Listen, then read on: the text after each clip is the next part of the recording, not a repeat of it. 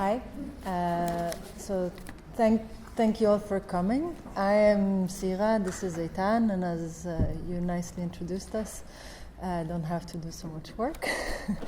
We've been working mostly in moving image for like the last 15 years, more or less, and we work mostly collaboratively, so not always, but mostly. And the talk today is called When She Spoke. It's the same title as the exhibition that Godard mentioned that we showed in Amsterdam a few months ago. And it's the exhibition and this talk is based on 3 rather very short, actually, video clips that we will show in their entirety throughout this talk. There is 2 clips that we found, and they're joined with like a very simple edit, which we will explain later. And there's 1 clip which we shot ourselves. I mentioned this already now because we will look more deeply at where exactly we found each clip, what are the circumstances that it's been circulating in, and why that is important to what it represents. So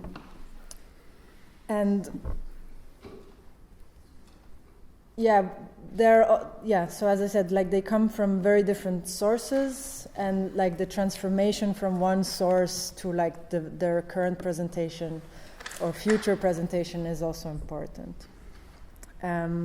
We will show so there's 2 clips with young girls and a clip of a young woman, so in total 3 women. And they each one capture a certain reality which is framed for these women. So each one is different, you will understand soon. And so when we want to speak about the frame, we speak about the actual frame, what the camera is creating, the frame that we will be showing it in. But we want to speak further about the frame in which the actions that are captured are created in. So like what is the power relations that constitute the frame of the actions that we see. The first clip we will see contains explicitly violent material. So it's a clip where we will see a Palestinian woman being shot. So I think it's important to say if someone knows they get triggered by seeing explicit violent material, then this warning is for you.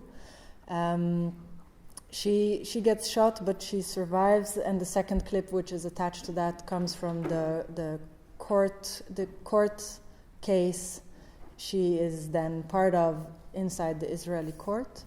And the second clip is it's actually 2 clips taken from the same documentary film about a farm for autistic children. And the last clip is the one we shot ourselves. It's a clip of our daughter, in her bedtime. So, So we can start with the first one. First, we will screen the clip. Yeah.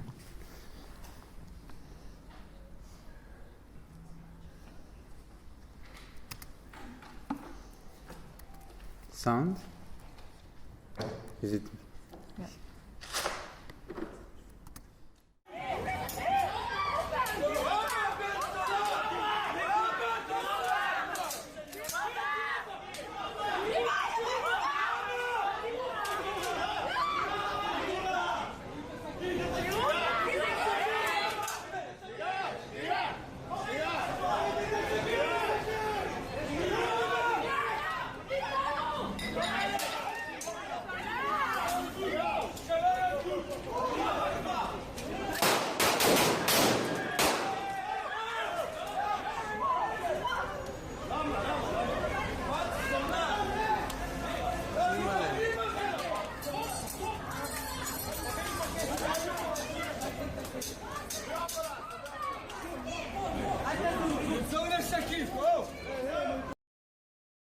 سراج بدك تحكي اشي؟ حابب تقول اشي؟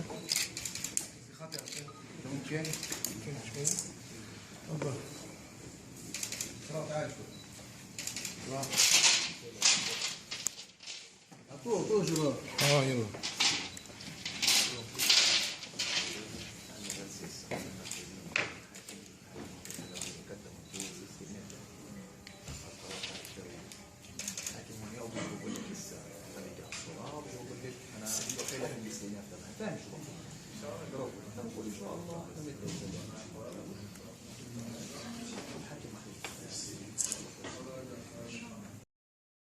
Yeah. So, in October 2015, Asra Abed, a young Palestinian woman, stood still in the middle of a busy bus station in northern Israel, holding a kitchen knife in her hand. Minutes later, she was shot by a local security man.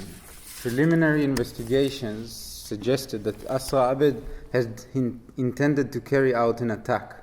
But as the full details of the event were revealed, it was concluded by an Israeli court that in fact she had intended to trigger a violent response from the authorities and get herself killed. Standing still while holding a kitchen knife, Abed enacted a drama that would likely lead to her immediate death, becoming identified with the image of Palestinian terror as perceived in the Israeli public space. Holding the kitchen knife and stretching out her arm, Abed's body became instantly visible, drawing the attention of all the cameras, eyes and weapons around her. She was shot and wounded in her leg. For us, this clip, this event struck, apart from the violence it reveals, that is kind of nested in the Israeli public space. For us, there was something else that we kept kind of looking into, and this idea of the intimacy that Asra Abed has towards her oppressor. So we're looking at someone that can actually render his image, like understanding what she basically, how far she is from an image that will provoke a response. So Asra Abed wearing a hijab is already marked in the Israeli public space as a certain threat. And then the fact that she takes a kitchen knife, a tool that we will go back through in the other clips, and take her arm and put it, hold it like this. It's very difficult to see, but there is a kitchen knife in her hand. The public space that she's part of, she's a participant of that public space, turns against her and makes her her enemy. So we see there's something, a very kind of intimate knowing or kind of understanding of the kind of public space she operates in. Maybe it's important to add that in that time in Israel is something that still happens. The tension between Israeli and Palestinians is reaching like a new symbolic appearance, where people like arrive to a certain frustration where they just like pick up the most innocent tools in their house, or the most immediate, or the most immediate tools that are in our house, and use them in order to try and wound. Mostly these attacks were carried against soldiers, but also against civilians. But with like kitchen scissors or like a knife, and this kind of becomes. Almost like an icon. It becomes like an image, which then, when she, Asra Abed, just stands there, not trying to hurt, like visibly not trying to hurt anyone. So like people, they just like walk past her, and like she doesn't do anything. She just stands there, like experiencing the terror herself, maybe much more than the people around her do fear her. I mean, that's debatable, obviously, but she understands, she creates actually a rupture in the understanding of the image, and like she uses that, I mean, according to the investigation that follows, she uses that image in order to hurt herself. So like, yeah. Yeah, and we're looking at this kitchen knife that was kind of, it's a weapon out there in the public space. Of course, we can speak more about how it can be a weapon also in the domestic space, but let's look at the symbolism in taking this kitchen knife out to the public space and how it becomes this tool, this weapon. So in the court case, they showed something we could not get hold of, CCTV material, footage, where you could see people walking next to her and she did nothing to them. She was just standing there like a statue, like basically performing this kind of image in a way. And then we're looking at this tool that is about puncturing, penetrating, making ruptures in different surfaces. And then actually this tool, this prop, is not penetrating. Nevertheless, this image that she creates is very wounding in a way. So there is a certain kind of penetration in the public space, or in a certain kind of the way she manages to trigger that kind of nesting violence that is a rupture, that was created by the knife, but not in a kind of a way that was that kind of, let's say, the obvious way.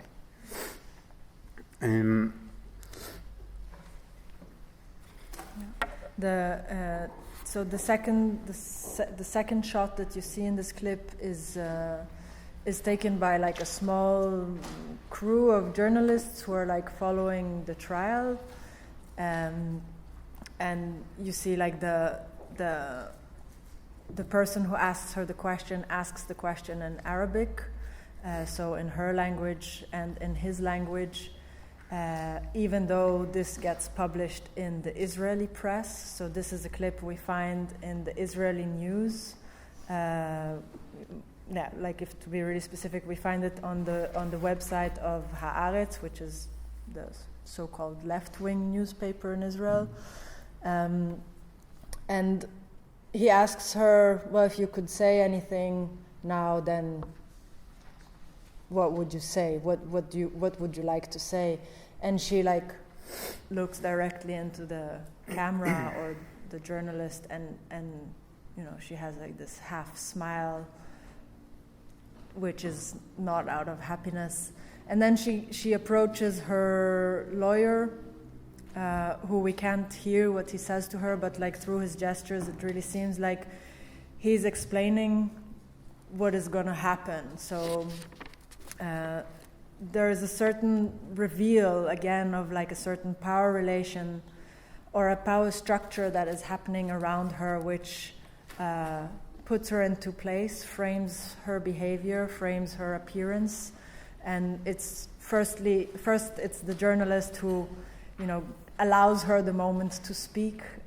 So he's supposedly doing something generous, which gives her a platform, which he then chooses not to use.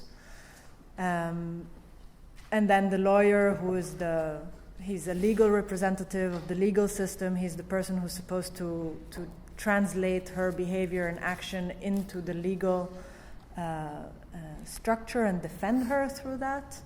And he explains to her how she should behave. So like how the rules of this court situation work and how she needs to present herself in it. Our question is, in general, in this talk, is about the agency she has or doesn't have, or is given or taken from her within image making. But of course, through that we can look at there is a certain understanding of how the public space works, or how different mechanisms in that society work. So it's a question of mediation, it's a question of agency, it's a question of authority, Yeah, I think we can maybe go on to the next clip and maybe go back to that.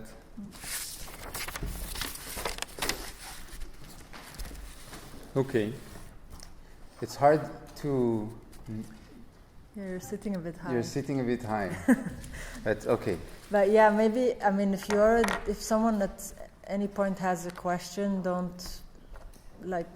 we'll have questions in the end, but you can also interrupt us and we can have a conversation happening. Okay. So... okay. The next sequence is taken from a documentary called Segamala from 1976, made by Renaud Victor. It's distributed on a DVD package with other films regarding the farm life of Fernand Deligny in Monoblé in south of France.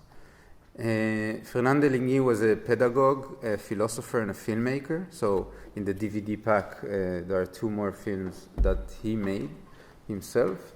Renaud Victor is invited to the farm to make a film also together with Deligny. And the practice of Deligny brought him to create a home for children on the spectrum of autism. And he developed this idea of kind of a pedagogical approach that is outside of language. So what kind of created this environment that is very musical. So there is a lot of things happening in the farm. There is all the chores happening in the farm. So there are the children, there are the caretakers. They kind of not really working together, but kind of moving in the same environment. And the caretakers, they're doing the chores that they have to do in the farm, which is take out the goats to the field, cook, wash clothes, cut wood, clear snow, whatever.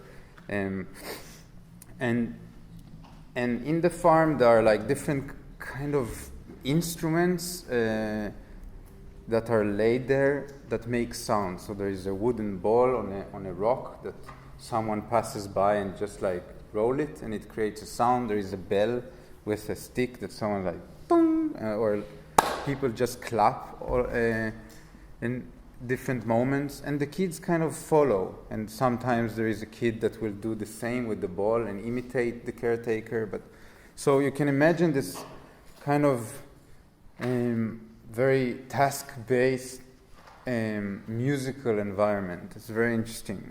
The films are also very, very musical. And this film, Segamala, speaks about one kid that is turning with hands behind his back, and the head is a bit protruding forward, and he's going around himself, going in circles. Another thing I want to say is that in that farm, the caretakers, the end of each day, they make a drawing on a map that they also drew of the farm. They kind of trace the movement of the children. So where this child went today. And this specific child that is turning around himself was creating, they called it, I don't remember exactly in French, but is black flowers. So you can imagine this kind of buttercup flowers that he was just going up and from probably where they slept out to the field, and then just continuously walked around himself. And Deligny uses that as an example. Apart from that, it's a very successful case because that kid eventually goes out of that circle and become very functional or very helpful in the farm. But he speaks about that if we look at him, at this kid, through language, we look at him and we say he's walking around himself. But actually, and it's very also French, and it's enjoying that language, kind of how Deligny speaks. But then he says that it's actually the kid is absent and he's searching for himself. He cannot walk around himself when he is in fact absent. So that's an example of how to treat also children outside of language, it's not about kind of verbal communication, but also how we look at them and how we speak about them and how we use language to describe them and then try to understand them.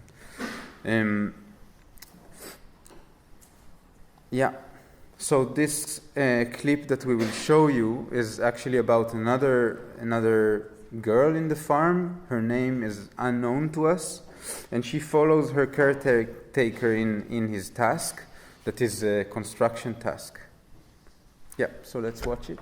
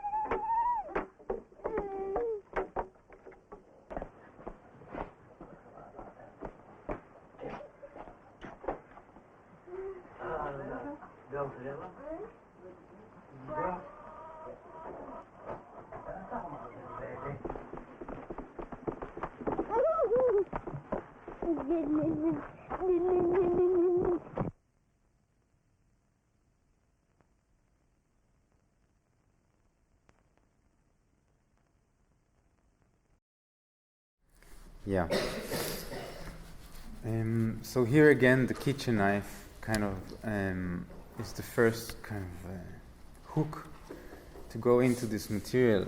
So we look at this. We look at how she kind of takes this kitchen knife and puts it very close to her mouth, something that kind of hints towards a certain freedom she's given. Maybe trust, something that is very precious in like education with, I guess, or like any kind of dialogue with kids. It's this endless question, how much kind of freedom you give, but then also on the other hand, it's very dangerous, on the verge of like being irresponsible. So yeah, again, this ambivalent role of the caretaker to give her that freedom, and also again this tool that can become a toy, but still has this kind of dangerous. That is also dangerous.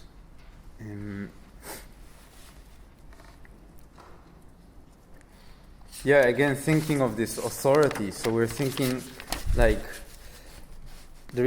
imagine this film crew, and going around the farm and then also filming that moment.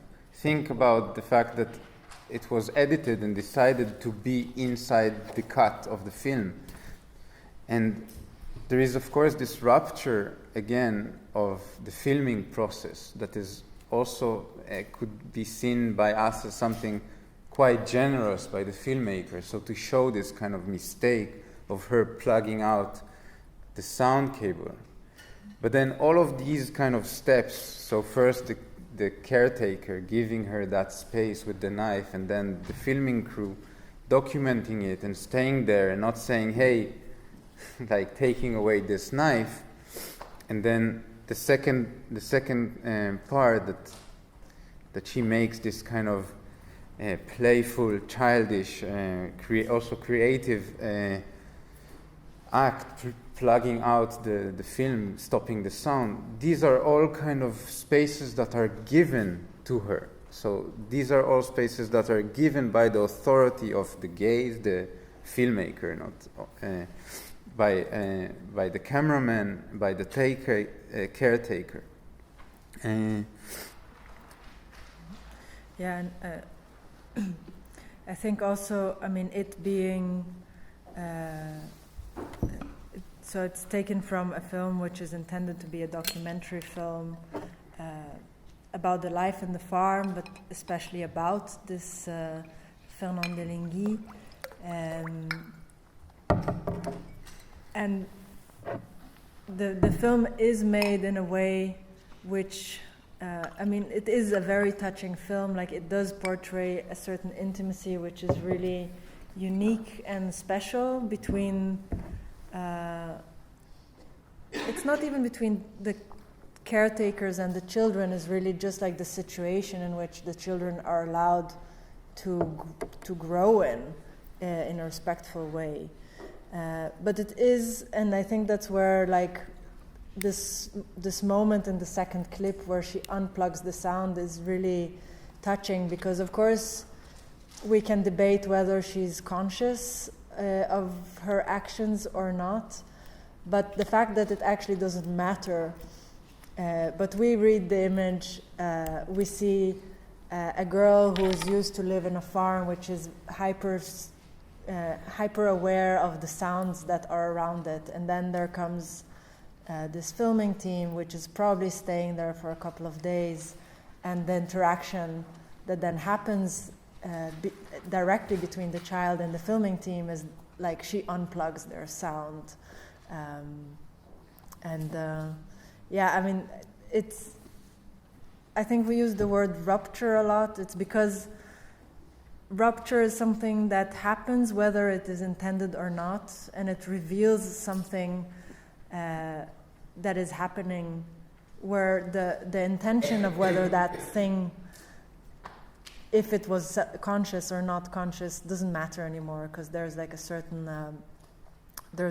opening and a looking through that becomes possible. Yeah, we say a lot, so we speak about rupture, we speak also about resistance. So in the case of Asrabet before, that's kind of a political question also in terms of her resistance, like if it's it's act of resistance. But we speak about resistance also in terms of like materiality, the durability of images. So images, we're thinking a lot of images as a practice, or image making is a practice that deals a lot with surfaces, different surfaces. So there is the skin or the subject, the material we film. There is also of course, the sensor, the lens, and then, or the film, and then the screen, the wall. So we're thinking also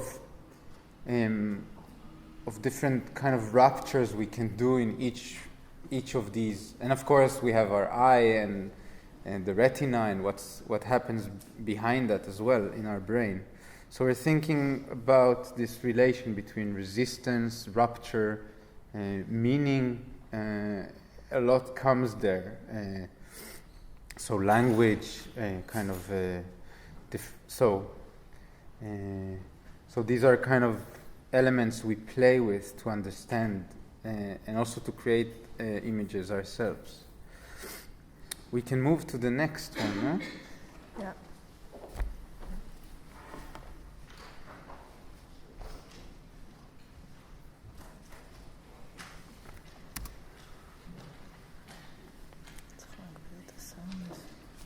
Can we maybe turn on the sound a bit more? Because that's the lowest.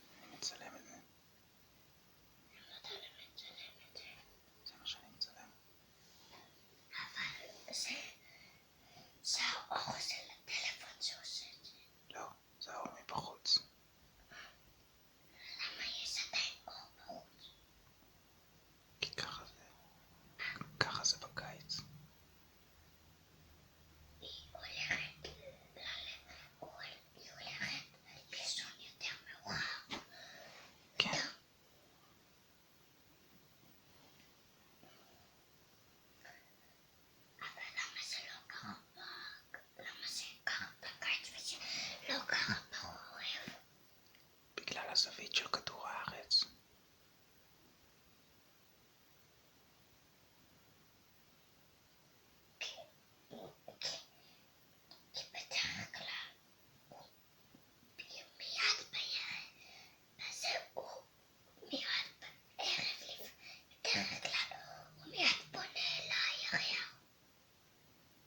לא, בגלל שבחורף יש צד אחד שלו.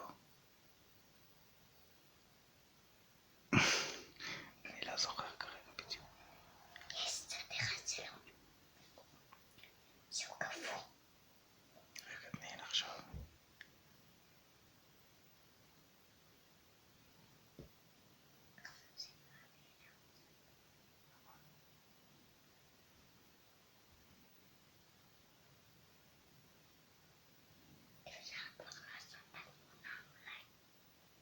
אני מצלם וידאו. אתה יכול גם לצלם אותי עם מה שפה ליד. כן.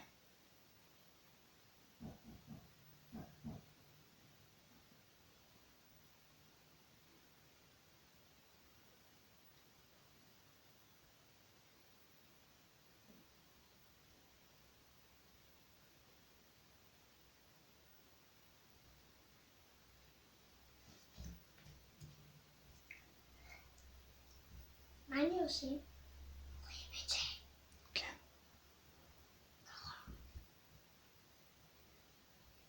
אני עושה ככה, זה בסדר. כן.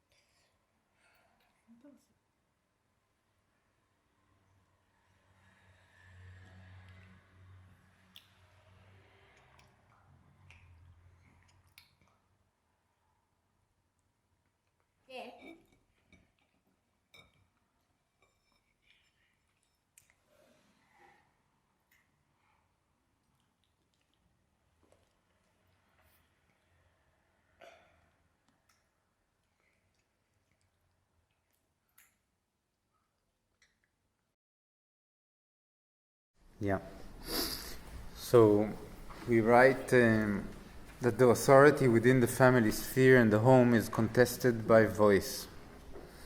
When do we whisper? When do we keep silent? When do we sing? When do we shout? The structure of the family power relation might be heard before it's seen.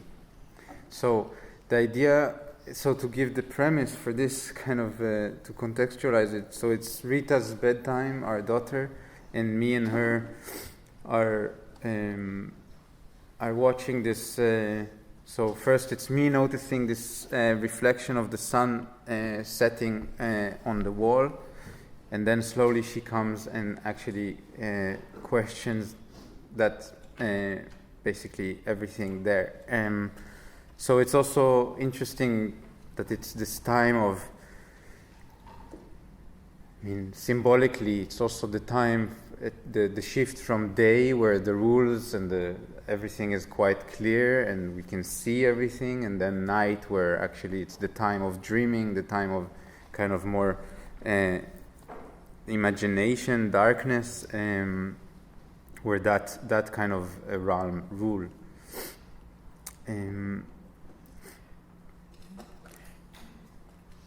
Yeah, and in this situation where the figure of the father is obviously the figure of authority, so he's the one who tells you when you need to go to sleep, he's the one who sets the tone of the speaking, but in this case he's also the one who is producing the image, and the one who ends up being the one responsible for the information that is given.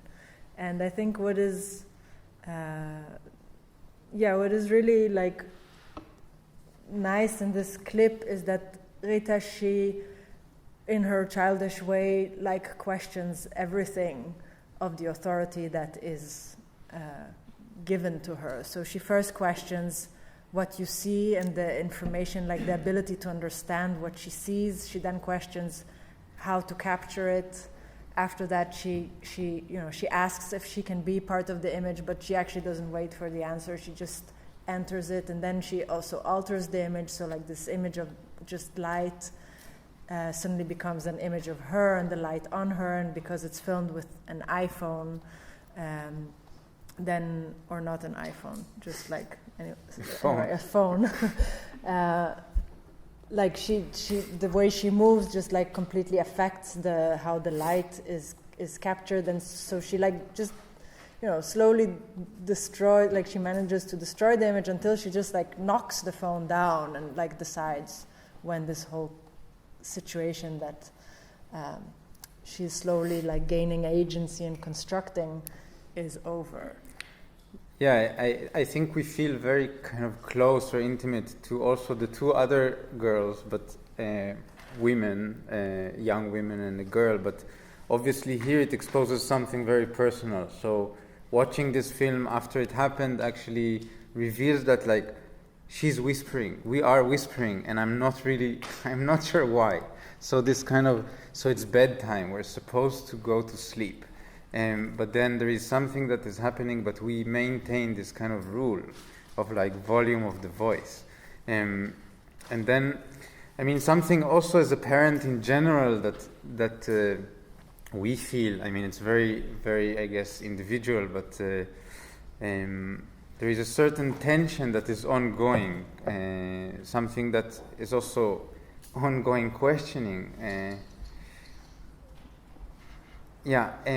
So this idea of like putting kind of, how to say, dialoguing while putting rules down and kind of what's the word, not policing, but what would be the verb for that, like maintaining these rules, and there is a certain tension, especially with Rita there, that she follows these rules, but there is a constant kind of tension that maybe was only possible to see or got this amplification through the camera, that like, okay, there is the frame, this frame is like, can we enter it? She asked permission to enter it, and then there is this relation, of course, behind and in front of the camera that we cannot avoid, and she kind of puts herself there.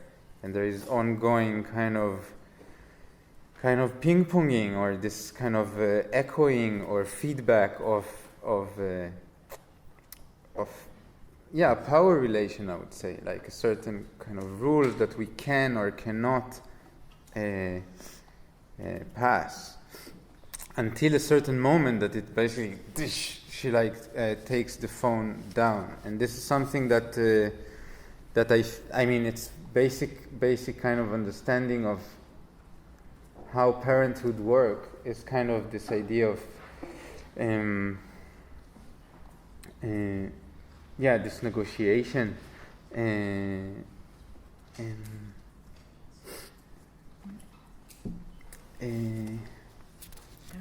then so in the second part of this clip we show this shot of her eating the mango. So again, like there's a certain distancing from the tool of the knife, but we're stayed with like the action that the tool has created. So like the fruit, the mango, is cut like really neatly and orderly in order to eat it neatly and orderly. So like, and then the knife is removed from the scene in order, you know, to stay the tool as it was intended to be and not become any other sort of hazard or prop or danger, potential danger. And there is something that she does. I mean, it's really small, but to me, it's also so like this thing that is cut like so organizedly. She then takes it and like, you know, just does that as if she tries to eliminate these cuts, and like, you know, like almost like glue them together. So it's again like these, you know, a cut is like a border. You create a border by making a cut. You split something in two, but actually there is also like a coming together of parts by cutting them in two. Similar to how you cut images together. So this rupture that puts two things separately also brings two other things together. I also think, again, children are a very good example for that kind of treating borders or treating frames as borders, or looking at frame as a border. Because from before, like the understanding of parenthood, or like this idea that children are searching for this kind of feeling of safety within borders, there is a constant attempt to destroy these borders. And I'm a bit into Winnicott. I don't know if you know him, but like speaking about this relation of basically the ability to destroy the border without the border actually being destroyed. So it's kind of this kind of impossible situation where you actually are there.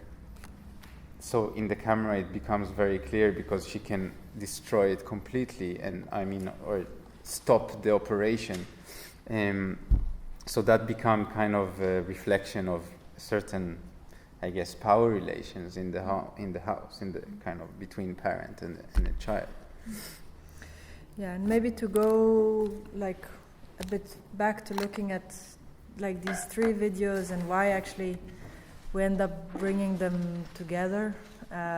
So, I mean, obviously there is the duality in the role of the father, the caretaker, the lawyer, but also the oppressor, and like the intimacy that is possible between these, in this case, all manly figures, and a female protagonist which is captured doing certain actions. And then how actually these moments of rupture that happens in each one of these clips that are really small and maybe imperceptible for the first time you see them, they actually become, to me, like a really inspiring opportunity to not only expose the mechanism that is happening around the creation of these images, but it's also questioning like this act of resistance without questioning the self-consciousness of the resistance. So it's really like a resistance to the production of image, the resistance of a person's, of the capturing of a person's image without that person necessarily having to produce the agency in this resistance. I don't know if that was clear. To me it was... Okay. But yeah, basically that's our proposal. And if you have like certain comments or remarks or questions, could be really interesting to hear. And maybe we can play the lightnings in the background. Yeah. Yeah, there's like a last video that is something we're still working on. It's mostly black, so you can like ignore it in the background, but I mean, if you want to ask questions, now is the moment. Maybe no sound. Yeah. About these first two clips, is it also like complaints about the misunderstanding of these people and the knife and their context? So then is it more like the fascination of the framing of these people and their context, or is it? Why did you choose these clips? Is it really about the framing of the people and their relation, woman, man, or is it also like their misunderstanding, or like the knife as a weapon, or is it? Yeah, I think the question of understanding or not understanding them is not something that we even attempt to do. I think what they produce by the act that they did, as Sirah said, consciously or knowingly or not knowingly, it doesn't matter to what we're looking at. They do reveal a certain power relation, a certain mechanism, certain system that works behind and in front of the camera. So the choice, I mean, and I wonder why you ask about the two first, because the third is obvious because it's our child. Different, like maybe it's because like the knife is more explicit in these clips. Like you see, it's more about like the dangers.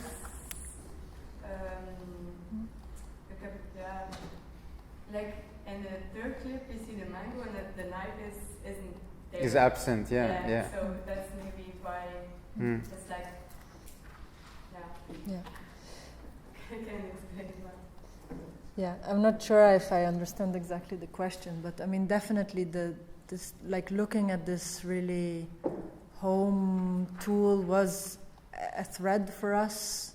I mean, we also, I mean, in another work we've recently made, like we look at other tools that, you know, create really direct cuts. So like this idea of the cut is something which is, like ongoing in the research that we are busy with.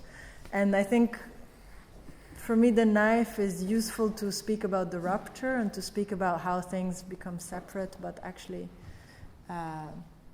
create a new meeting point.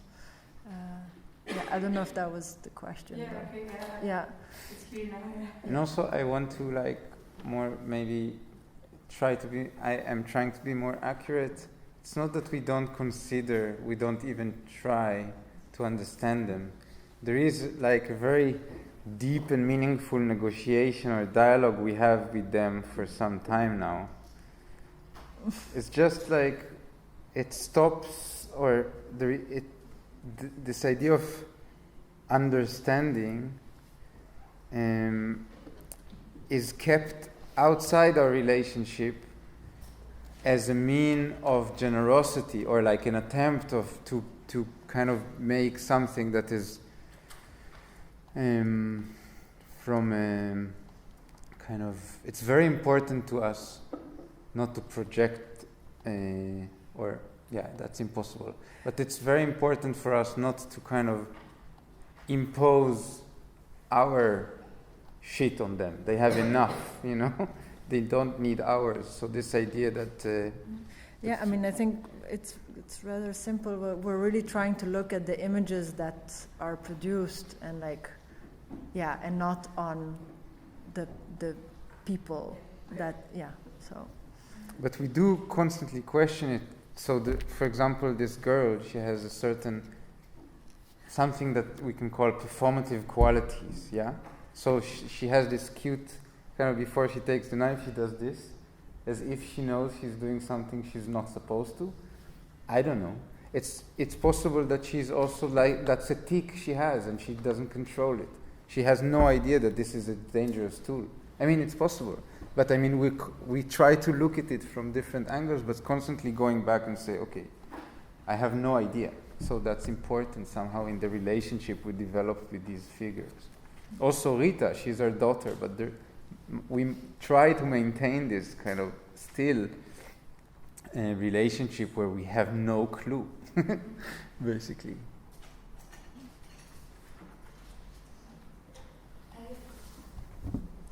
So this video is one of your last works, but can you give us more information about that? The background video? The lightnings. Yeah, so the lightnings is it's the first time we show it like that. So, for me, it's also it's a rupture. So it's a lightning storm that is happening over the Mediterranean Sea. And we're filming it with our digital camera, which is not really knowing how to respond to the extreme changes of light between complete darkness and this the flash of light. So it creates these digital glitches. So there's a rupture in the image, which is just the camera trying to understand the information that it's given and not managing. And it's something that in the exhibition that was called When She Spoke, we showed the 3 clips we showed earlier within something which was more like a protected space. So it was in curtains. It was like an inside of a theater space. And the video of the lightning storm, we blew it up on 16mm film and projected it on one of the curtains. So it was a 16mm projector. And you couldn't really see the frame of it. You would only see the flashes of the light on the curtain. We made a work called Miroir Seb Fragile, where it was made on 16mm. It's very much about improvisation of music and improvisation of filming. So it's very different kind of images. And then we use text burned on film also to speak about rupture. So there is more rupture of meaning, of text, of words, like holes in the film. Because in film, basically black, more or less, black is just no light passing through the film, the film. And when you make basically white, or you carve letters, then the light passes through without interference. So this idea that, basically words or letters become words. Each letter is a hole in the film. So we were still quite into that effect or meanings that come from it. So here we kind of made this kind of transition from the digital, the glitches, but also the lightning, how it cuts the image also in film. So it was important to blow it up to 16. And then now our work is we're not sure yet, of course, not sure how to speak about it, but then to play a bit with these different surfaces of digital and film. there is also this text that we've been kind of starting to study by Karen Barad, speaking about how lightning is actually a dialogue or a kind of a process that happens not only from up to down, but there is also electrons that kind of come from down, from the surface of the sea or the earth, and kind of meets the tension from up and guide them down, back down. So we're kind of interested to look at that. What's the name of the Karen Barad. She's like, yeah.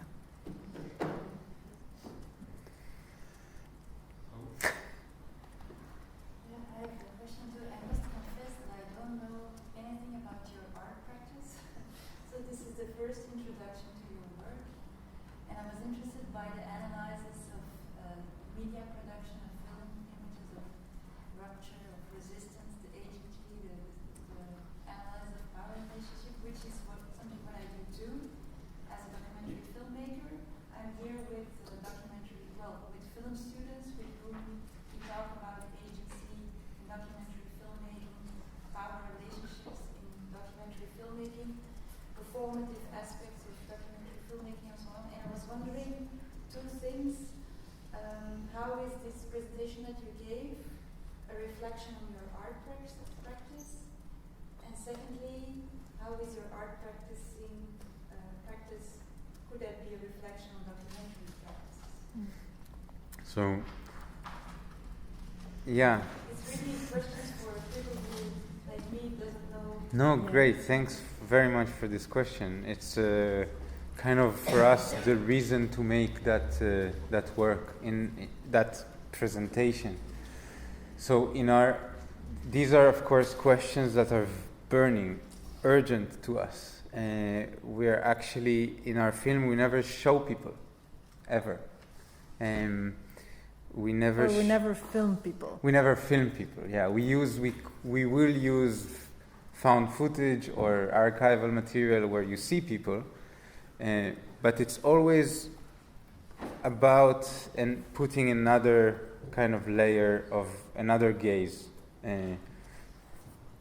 another filter of time and apparatus to look again at these people. But ourselves, we never film people because there are these endless questions that we are just. It's not endless questions, very specific questions that I was thinking about in this talk, considering the fact that there will be documentary film, like people like us that are kind of busy with that and trying to think if there is a conclusion or like something that we're trying to say. And of course, it's a trap. It's a difficult question, but is not filming people a solution? So that I'm not sure. But to say something. Yeah. I'm ending that. Yeah. Basically, our practice is about trying to create an image that, in a way, questions its production.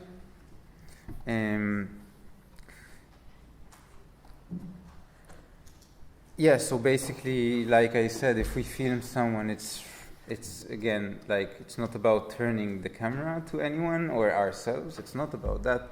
It's about, in a way, conceptually speaking, turning the camera towards the camera, like in itself, to understand the apparatus, to understand the mechanism, the context of making. And just maybe to say something about this talk. So, I mean, this is a talk that comes after an exhibition. So we have done this talk already once while the exhibition was still ongoing, but in a different place. And it's the first time we do this kind of translation of an installation which is very complex in a different way from how this talk is complex. But as it's also, to me it feels like there is something in these three videos and in showing them that feels very fragile because we're showing two people that, the autistic girl, I don't know actually if she's still alive or not, but the other two, the Asra Abed and our daughter, they're still around. They're people, we can talk to them about whether they want us to show their image or not. And there is something in the fragility for me that comes with showing images of actual people that feels like it needs to be contextualized in a way that keeps these images the word safe is not maybe the completely right word, but like soft, like with care. There's like a certain care I feel that needs to come for me with showing this material. And that's also like, because we've been also discussing like, so why don't we make a film with these clips? And for me, like if you make a film with these clips, then it enters a different world of circulation and distribution where you lose control and like, the care that I feel like needs to stay around showing these materials is more important than the outreach that is maybe potentially possible in making a film about it. I don't know if that answers, but it's just like to contextualize the talk in our somehow making a work many times, and I'm sure people that make work kind of can relate to that. There is a moment where the work stands and says, I don't need you anymore. And that's a wonderful moment. It's also a bit sad, but it's also nice when the process is finished and you can send it out. But then here it's something else. I want to like to walk with them. I will not let them it would be kind of... And again, it's not them, but it's these captions of certain events, moments, and everything that happens around them. Is it possible to have an image or some representation of the exposition? Do you have? Good. I don't know. Let's check.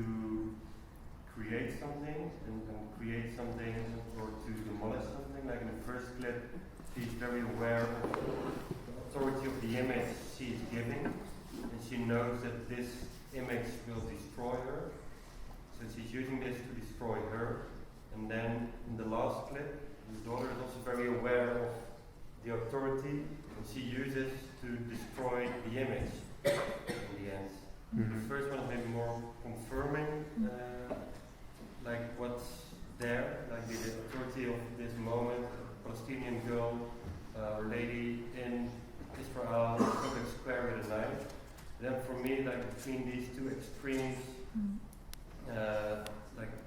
destroying yourself with the image you create, and destroying the image by your agency as well. Yeah. And I think the one in between for me it's like very fascinating. I think also as the one to go between is really nice, to go from one image to another image. For me as an image it's maybe not so clear what this image is communicating or what is happening. Yeah, I think maybe the sound was not loud enough, because I mean there is sound and then the sound is gone. So like the last 10 seconds of it, it's like there's a film happening and like the sound is just like excluded from the film. And for me that's just like that's really yeah, that's for me really like this moment of rupture, like this moment of like taking agency and like the writing of something where it's just like, okay, so it's not written. That moment is written out from the sound because of this play. So yeah, it's. I mean, of course, when you move from speaking about image to speaking about sound, there is a difference in the subtleties. And speaking about image is much easier, but I actually. Yeah, I don't know. To me, it's very, very strong, that moment of like there's like an actual absence, which, yeah, you can say that about the image when it ends, when she knocks down the camera. There is the absence of the image, but there is something in the imaging. The image continues, and actually the film continues after that, and the sound comes back, but it's just like this, and on it goes. So it's. But I understand. It's very interesting. Like also last time we presented the talk, like different people really relate very differently to the combination of these three clips. So like, I don't know, some people link the first two and not the last one, and other people link the two girls and not. For me that's interesting, just like to hear as an observation, like how like these there are so many different relations possible.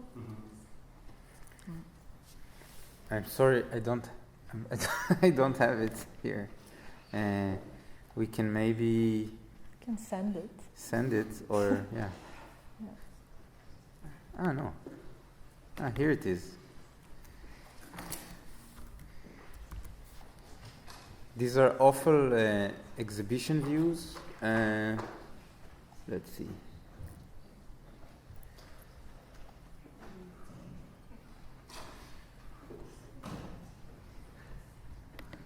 So this one maybe is nice to show.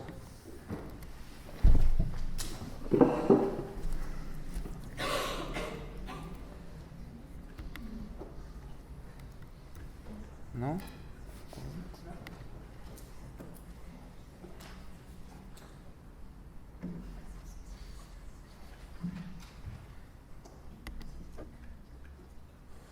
So that was, so you would enter that very big theater space, and there was a kind of a box made of curtains. There was a huge 16mm projector that projected this, and when there was no image, there was no frame. Also, like here, you have this gray area that, even though it's black, it's gray. So there was just no image, and then only when the lightning came, and maybe I can show you. And you could really like approach the 16mm projector, and it was really clear. Like you could anticipate the lightnings very clearly, like just like running through the machine. Yeah, so here you would have the looper, and it's all black running through the projector, but then came like 4 frames or 2 frames of a lightning, so you could see them like travel, coming and then going back. So there are not many lightnings actually. Yeah, and that was the speaker of the sound of the storm. And inside that space, there were these three screens. And yeah, it's only like the screen of the clip with the girl from the farm is a double-sided one. So you could, that was the only one you could see from the 2 sides. And there was also this something that we kind of try to do when we can is kind of a sound piece in a way of us reading text in a language we don't know of the location. So here it was in Amsterdam, so Sirah was reading in Dutch, we tried to do a very Dutch accent, of giving information, mostly only technical information of the 3 clips. So it's really like saying what is the sources of the clips, their duration, their format, like all that, like really. Like DVD rip, da-da-da-da-da. Yeah. And then only really like the informative information. So like not everything that is speculative, but like really just the information about what you see. We're missing here some, but I think that's kind of enough. We never really... we don't like these pictures. We don't like these pictures, and we don't like to couple this talk with this, but it's there.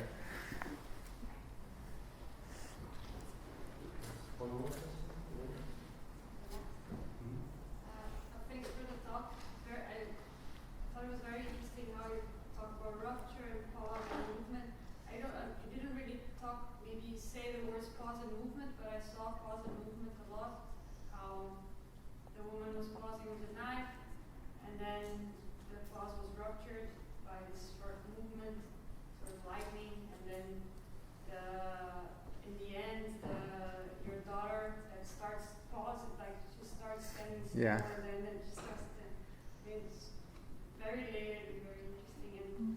And then this last comment that you made about the sound piece made me think of the voiceover and the authority of the voiceover, or the musicality of the voiceover when it becomes like a fake Dutch. I'm not sure how good I do in Dutch, but if it was me, Not so good. It would just be noise. Yeah.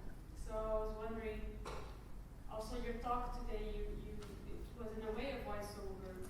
Some moments I questioned your authority over the images. I was like, is that really a knife? Or is that a chisel?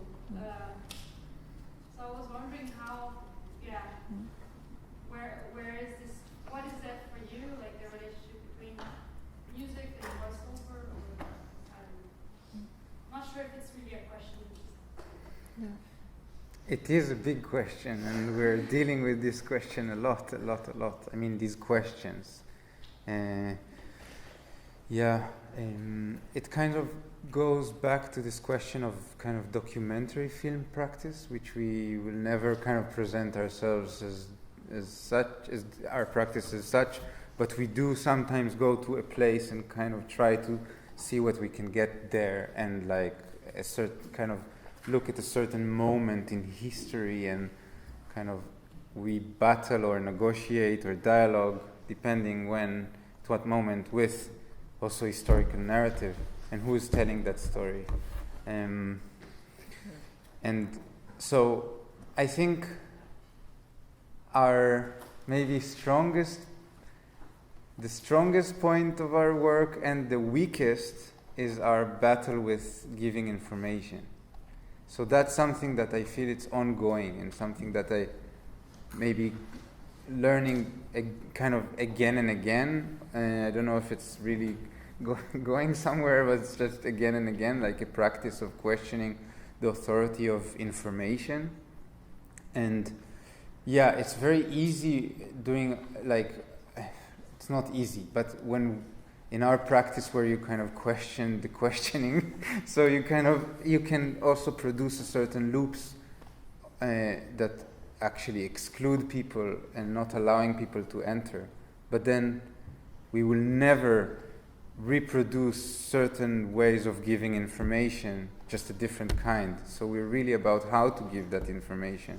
Yeah, and also like about and how many times you give that information, because like I think there is definitely something about multiplicity, and that's maybe also a little bit inspired by Karen Barad, which is just what I'm reading at the moment. And like thinking about, history can be told in as many people who would tell it, and as many times as each one would tell it, and it would be different each time. That's clear. No, there is not one narrative, or which is the right narrative. Or same again and again and again and again. Yeah. So there is a certain erasure also. Yeah.